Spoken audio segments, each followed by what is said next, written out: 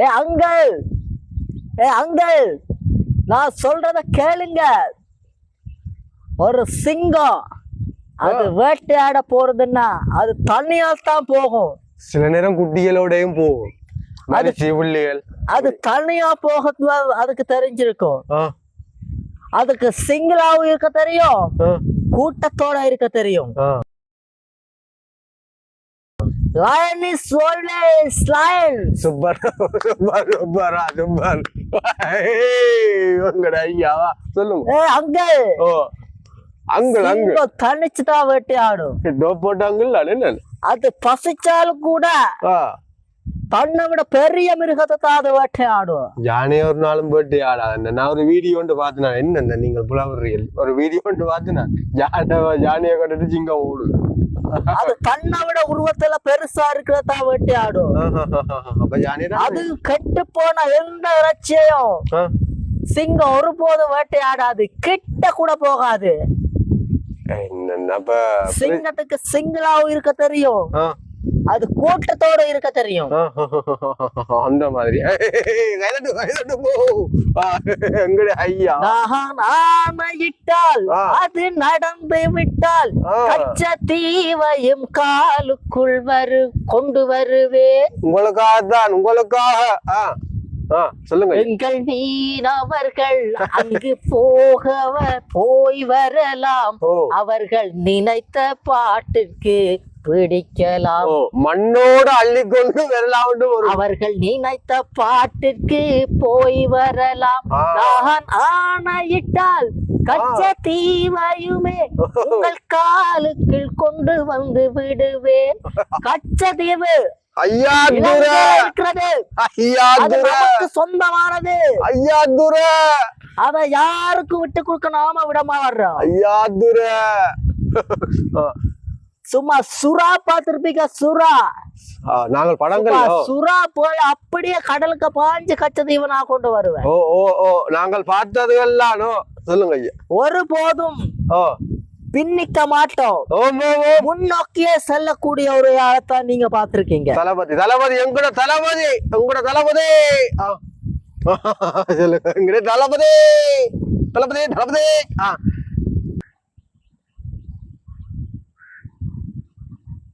என்னோட கொள்கைகள் பற்றியலால் ஐயா என்ன சொல்லுங்க தளபதி. என்னமோ சொன்னீங்களே, எல்லாமே எழுதி முடிக்கிறோம், எல்லாமே கொள்கை இருக்கு. கொள்கை எங்கன்னு அப்படின்னு என்ன ஒரு நொடிக்கு கேட்டுக்கிட்டே இருக்கு. தளபதி தளபதி இப்ப நாங்கள் வந்து உங்களோட கட்சிக்கான ஒரு கொள்கையில வந்து நாங்கள் வந்து எழுதி கொண்டு நெடுக்க நாங்க சொல்லி கொண்டுதான் இருக்கிறோம்.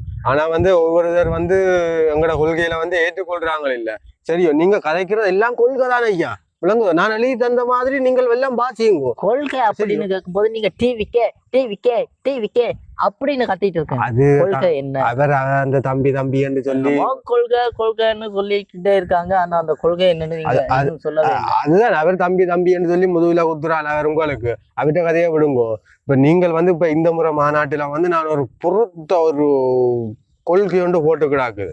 இந்த கொள்கைக்கும் உங்களோட சனம் அசையாட்டி அது என்ன, அதற்கு பிறகு அது என்ன கொள்கை அப்படின்னு சொன்னாதான் நான் அந்த கொள்கையை நான் எல்லாருக்கும் சொல்ல முடியும். என்ன கொள்கைன்னு சொன்னா, நீண்ட காலமா கதைக்கிற ஒரு விஷயம் விளங்குது. நீண்ட காலமா கதைக்கிற ஒரு விஷயம் எங்கட கச்சத்தீவு பிரச்சனை விளங்குதோ? கச்சத்தீவுன்னா நம்ம இலங்கைக்கெல்லாம் போயிட்டு நம்ம மீனவர்கள் எல்லாம் அங்க பிடிவிட்டு இருக்காங்க. அதான் அப்ப அந்த பண்ணிருக்காங்க.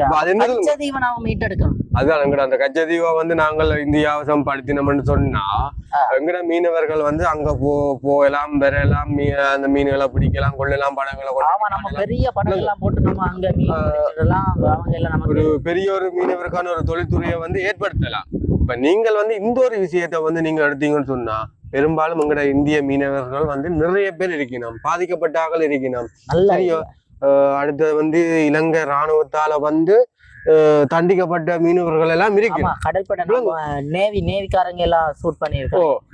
அந்த இடங்கள்ல எல்லாம் நீங்கள் வந்து இந்த கச்சத்தீவை மீட்க போறோம்னு சொன்னா அந்த போட்ஸ் எல்லாம் உங்களுக்கு வந்துடும். முதலாவது அது வெறுதோ வரையிலையோ அது அடுத்த கட்டம் ஏன்னு சொன்னா அந்த காலத்திலேயே இலங்கைக்கு வந்து ஒரு கதை ஒன்று அடிபட்டுட்டு விளங்குற தளபதி இலங்கைக்கு தான் அது சொந்தமானன்னு சொல்லி சர்வதேச ரீதியில வந்து அதை சொல்லி போட்டாங்க விளங்குது. அப்ப நாங்கள் வந்து இப்ப அதை வந்து இருக்கா திருப்பி இருக்கா கிண்டி அது இருக்கா சொல்றதுதான் வேலை. நம்ம கொள்கைகளோடயே இதை நாம சொல்லிடலாம். கொள்கைகளோடயே இது வருதான் கொள்கை தான். இதுதான் கொள்கை. இதுதான் கொள்கை. இதை வந்து நீங்க சொல்லுங்க. நான் மீட்டு தரணும், மீட்டு தருவேன். அந்த நம்பிக்கை எனக்கு இருக்குது. அதான் அதே மாதிரி ஒரு நல்ல கம்பீரமா சொல்லணும். நல்ல கம்பீரமா சொன்னாதான் அது மீட்டு தர்ற இடத்துல நம்ம மீனவர்கள் அங்க போய் அது கச்சதீவு நமக்கு சொந்தம், யாரும் உரிமை கொண்டாட முடியாது. அதே மாதிரி அடுத்தது வந்து கொஞ்சம் எமோஷனல். இப்ப நான் வந்து சொல்றேன் சொல்றீங்களா பண்றோம் இத பண்ண மாட்டோமா என்ன நான் ரொம்ப டயலாக் தான் கொடுத்துட்டு அதான் சினிமா டயலாக் வந்து நீங்கள் அது உங்களுக்கு அதுபடிதானே அது வந்து கொண்டே இருக்கும், பிரச்சனை இல்ல. இப்ப நான் என்ன சொல்றேன்னு சொன்னா இப்ப இந்த மீனவிட்ட பிரச்சனை கதை கேட்கல, கச்சதீவை மீட்கிற பிரச்சனை உண்டு, அதை கம்பீரமா பேசணும். மீட்பேன் அந்த மாதிரி பேசணும், நமக்கு சொந்தம். அடுத்தது ரெண்டாவது வந்து உங்க மீனவர் போய் இலங்கை ராணுவத்தால வந்து தண்டிக்கப்படிக்கணும், அரெஸ்ட் பண்ணப்படிக்கணும் விளங்குது. அதை வந்து ஒரு எமோஷனலா சொல்லுங்க பாப்பேன். எமோஷனல் சும்மா கண் கலங்கி மூக்க காலத்து சொண்ட அந்த நம்ம மேல இருக்க பார்க்கணும். மேல இருக்க பார்த்தா உங்களுக்கு அடிப்பு சொல்ல தேவையில்லை சார். நம்ம கச்சதீவு இந்தியாவுக்கு சொந்தமானது. இந்த கச்சதீவை நான் உங்களுக்கு கண்டிப்பா மீட்டு தருவேன். அதுல எந்த விதமான பிரச்சனையும் கிடையாது.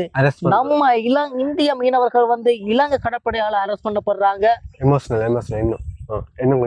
அரெஸ்ட் பண்ணப்படுறாங்க. அவங்கள வந்து நாம நிரந்தரமாவே அந்த இடத்துக்கு நாங்க அனுப்புறதுக்கு ஒரே வழி கச்சதீவை மீட்கிற, கச்சதீவை நான் மீட்டு தருவேன், அதை கண்டிப்பா நான் செய்வேன். அடுத்தது அதை நீங்க சொல்லுங்க.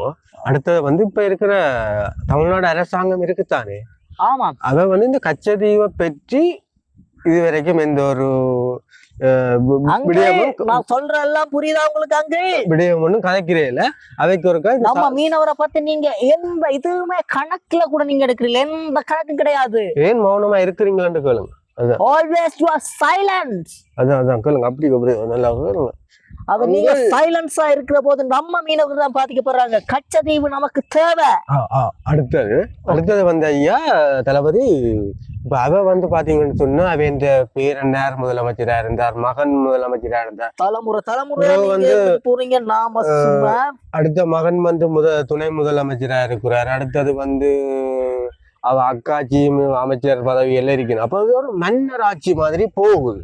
இப்ப ஜனங்கள் என்னதான் தெரிவு செய்தாலும் ஜனங்கள் தெரிவு செய்தால் இது வருது கிடைக்குது. அப்ப நாங்கள் கண்டிப்பா மாத்தணும், கண்டிப்பா மாத்த முடியும் என்ற நம்பிக்கை எனக்கு இருக்கு. இது ஒரு என்னோட ஆட்சியில் அதை மாற்றுவேன், மாற்றியே காட்டுவேன். தளபதி, இது ஒரு மன்னர் ஆட்சி என்று ஒரு புரளியை கிளப்பி விடுங்க ஜனத்துக்கு. இந்த மன்னர் ஆட்சி அந்த மாதிரி தமிழ்நாட்டுல இனிமேலும் தொடர்றதுக்கு நான் இடமளிக்க போறதில்ல. சும்மா வந்து நின்னுட்டு அவ அப்ப ஆளுவானா, அவ மக ஆளுவானா, அவ பேர் ஆளுவானா? அப்ப இதுக்கு நீங்க தான் இடம் கொடுக்குறீங்க மக்களே.